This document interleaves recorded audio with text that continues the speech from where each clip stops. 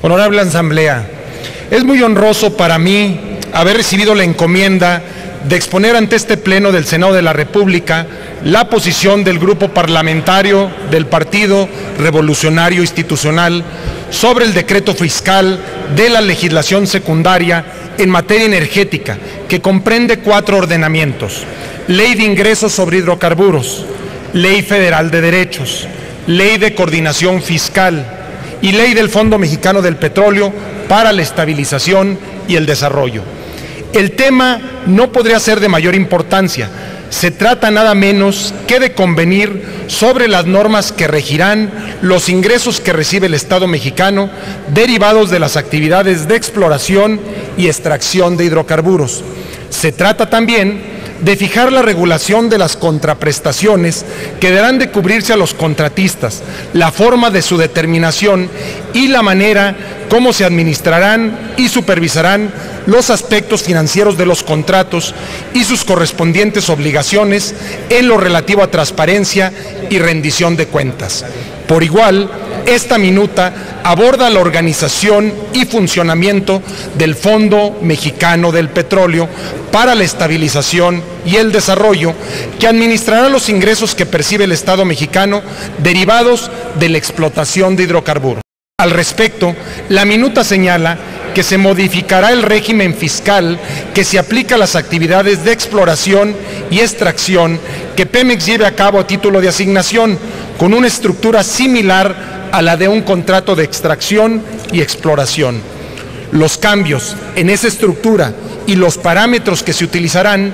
implicarán para Pemex una menor carga fiscal, de manera que la tasa aplicable a la utilidad neta se reduce de 71.5% a 65% y se sustituye el límite de costos de $6.5 por barril por un límite de costos de 12.5% al ingreso, equivalente a $11.70 por barril a precios actuales. De la misma manera que para los privados se establece una mayor regalía para la producción de petróleo, equivalente a $14 a un precio de referencia de $100 por barril. Respecto de los contratos, cabe señalar que los 3 tipos de contratos,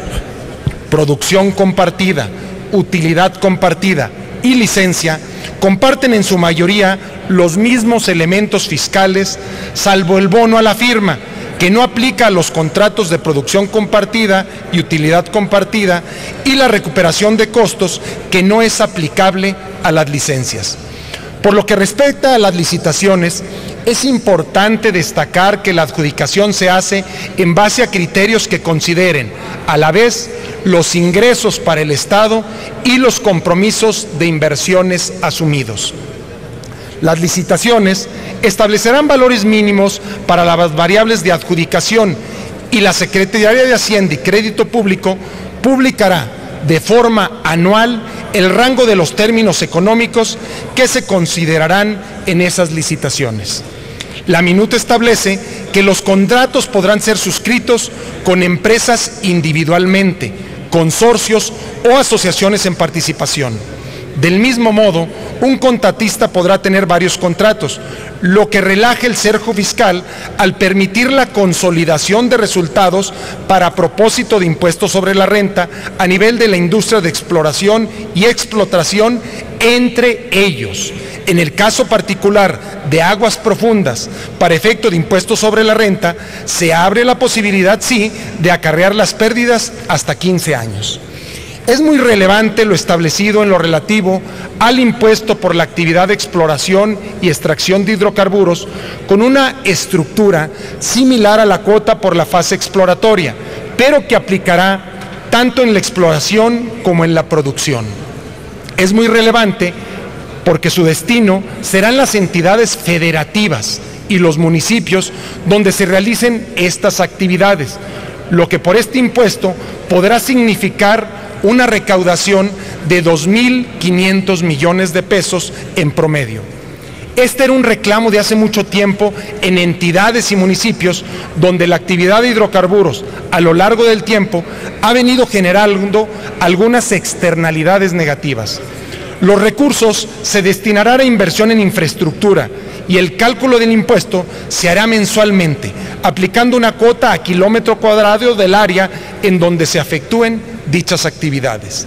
Es imperativo puntualizar que cuando los ingresos petroleros superen el 4.7 del Producto Interno Bruto, estos excedentes serán participables a las entidades.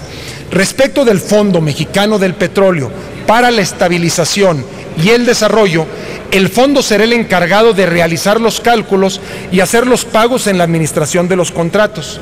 Cabe recordar que, de conformidad con el mandato constitucional, el fondo administrará el ahorro a largo plazo y cuando este ahorro supere el 3% del Producto Interno Bruto, recomendará a la Cámara de Diputados los montos en que se emplearán, que será de la siguiente forma: 40% para ahorro a largo plazo y hasta el 60% en los siguientes rubros, según lo aprobado en la Cámara de Diputados, es decir, hasta un 10% para el sistema de pensión universal, hasta el 10% en proyectos de ciencia y tecnología y energías renovables, hasta un 30% en proyectos petroleros de infraestructura y hasta un 10% en becas, proyectos de mejora a la conectividad y el desarrollo regional. Senadoras y senadores, a nuestra manera de ver, esta minuta es una de las piezas fundamentales y novedosas del modelo mexicano integral para el desarrollo de la industria energética en nuestro país. Comprendemos la dificultad que entrañan pasos legislativos y posteriormente administrativos tan innovadores como la de los contratos y la del Fondo Petrolero. Es una senda nacional por explorar y por descubrir.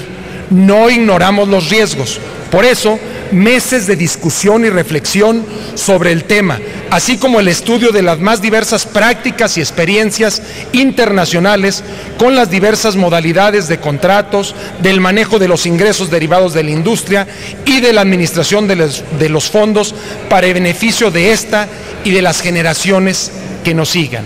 En mi grupo parlamentario, el Revolucionario Institucional, consideramos que las distintas fracciones que avalaron este dictamen, tanto sus integrantes como sus asesores, hicieron el más serio análisis, pensando en el mayor beneficio del país, que no es un intangible, sino es un todo en concreto, del que forma parte cada uno de los mexicanos. Tenemos muchas expectativas y confianza sobre el éxito en el logro de los objetivos que persigue, al contrario de quienes por distintas razones apuestan a su fracaso. No será así, porque las instituciones de la República, y entre ellas el Partido Revolucionario Institucional,